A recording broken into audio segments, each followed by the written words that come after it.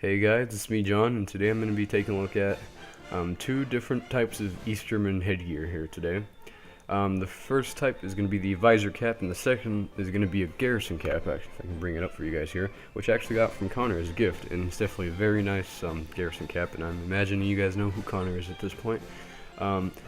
If you're watching from my channel, hello. If you're watching from Airsoft Dallas channel, hello. And if you guys are from Airsoft Dallas channel, you guys may not know who Connor is, but he's a pretty prominent figure on my channel here, and he does supply me with a good bit of my surplus, actually, so it's pretty nice. But yeah, I got the Garrison cap as a gift. I got this for my dark color uniform that I'll be doing a video on soon, and I want to apologize in advance for the sort of weird lighting, but it's sort of dark here, and or it's night, and obviously the night doesn't provide the best lighting, so I just have to use my phone light. But anyhow, let's get on to the review. So here I have the East German Visor cap. I'll get into the Garrison cap in just a second, but first let's get into the Visor cap. So as you can see, it is a very, very cool cap, I have to say, because of the fact that it's very, very similar to World War II German caps.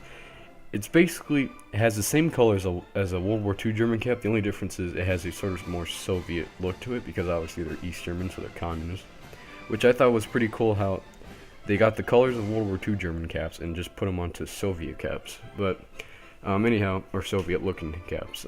So I'll get into the review here. The cap itself is made out of polyester. This is an enlisted man's model, so it's made out of wool. It's made out of wool and the inside polyester. The officers' models would have a different badge, and this would be made out of polyester, not wool. And also, it would have the chin strap would not be plastic; it'd be sort of a gray, sort of metallic braided chin strap. So it has a plastic a visor, wool right here. It's made out of wool. Most of the cap is wool. Most of the inside of the cap is polyester, though. The badge, it has a basically World War II style badge here. It's actually, if I can take it off here, it's an exact copy of a World War II badge. Well, the only difference is this, instead of having the World War II German national colors, it has the East German national emblem, with the hammer and compass. So I thought it was pretty interesting. Something cool I actually found out is apparently this means, the cockade itself means power, or something like that.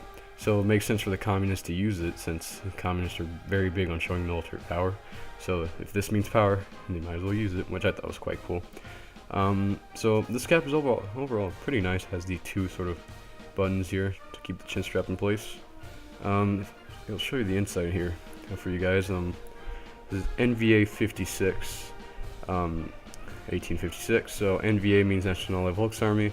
1956 means the size. 1856 is another designation.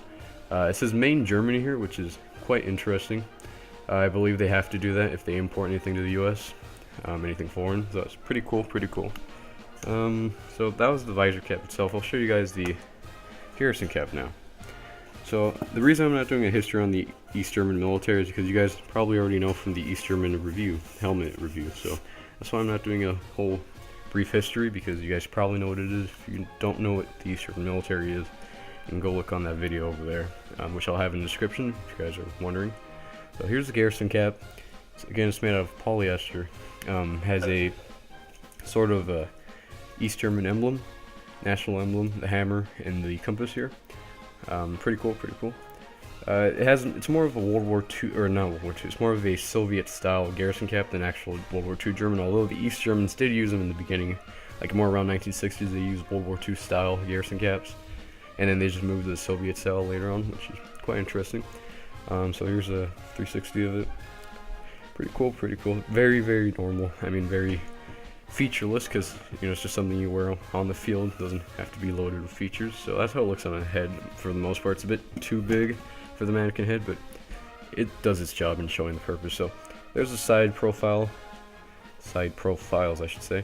Overall, very cool. It goes really nice with my dark color uniform. It looks pretty cool, to be honest. Here's the inside of it. NVA 1856, size 57. There's actually a white tab in here. I heard this is for hanging it. Not quite sure how you would hang it though, but that's what I've heard.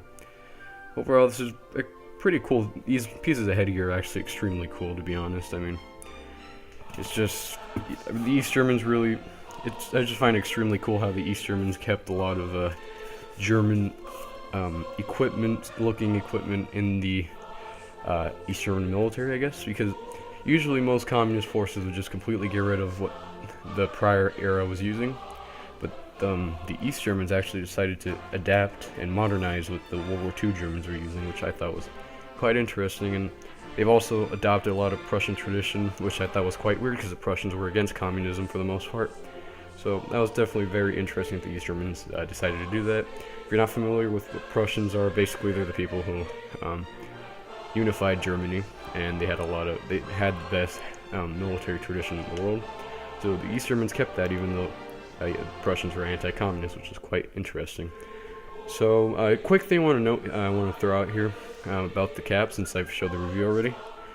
Something that I've noticed is the East Germans, and this just goes to show how divided Germany was.